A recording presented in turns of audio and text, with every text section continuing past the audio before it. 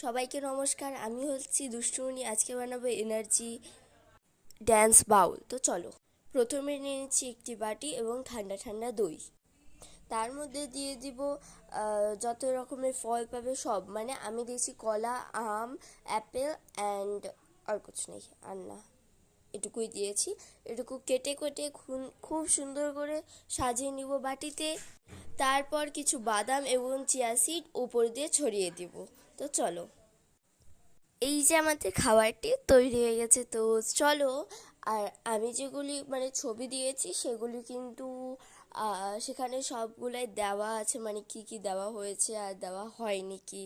তো তোমরা এখানেও দেখতে পাবা, আবার ইয়েও দেখতে পারবা। তো এর মধ্যে একটু দিয়ে দিব আমি হানি অ্যান্ড তারপরে হচ্ছে আমি দিয়ে দিব হচ্ছে আলমন্ডস, মানে বাদাম, যেটা আমি আগেই বললাম। তো সেটা দেওয়ার পর আমার ইয়েটা রেডি হয়ে গেছে। তো এই যে আমার ইয়েটা বানানা, আপেল, তারপরে কি বলে এটাকে, আম, এর মধ্যে চিয়া সিড দিতে হবে। হ্যাঁ, তো তোমরা খেয়ে দেখো কেমন লাগে। আর এটা একটু কিন্তু কি বলে, ড্যান্স ইয়োগার্ট বাউল, এটা মানে দই দিয়ে যে তৈরি হয় সেটা। তো দেখো, তোমাদের ভালো লাগে, কিন্তু আমার কিন্তু খুব ভালো লাগে, আমি প্রতিদিন খাই।